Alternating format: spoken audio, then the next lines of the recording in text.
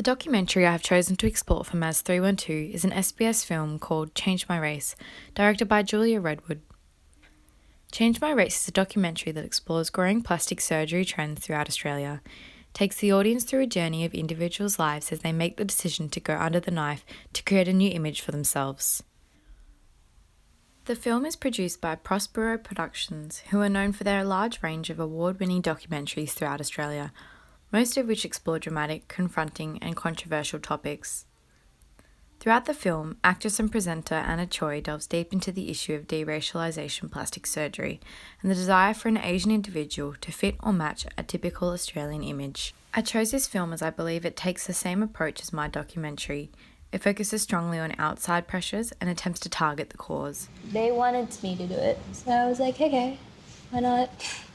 I've been brought up in a society where people perceive that as beautiful if you have, like, bigger boobs or... I was bullied a lot more. I was picked last. I was left alone a lot in my childhood. It communicates its ideas in an effective manner, particularly evident through the confronting clips of facial surgery. While disturbing, this footage is honest and conveys the importance for this issue to be addressed. When focusing on the effects society has had on individuals, we can see a strong focus on media pressures, family pressures, bullying, and feeling out of place. From these pressures, we can see that there are many common themes that relate to my film, which explores the cause of stress and anxiety throughout the high school certificate. Themes such as expectation, pressure, standardization, and identity can be seen throughout both of these documentaries. Change My Race is an investigative, poetic film in which reporters and personal involvement in the story allows the documentary to take an effective viewpoint.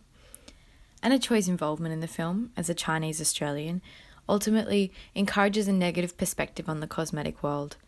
The audience enters into her personal world and witnesses her own mental journey as she comes to terms with how her race has played a part in her life. In this sense, Change My Race takes the form of a participatory documentary.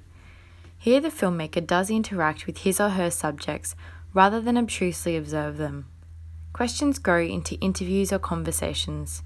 Involvement grows into a pattern of collaboration or confrontation. This is done in a well-structured manner, which leads the audience on an in-depth investigation.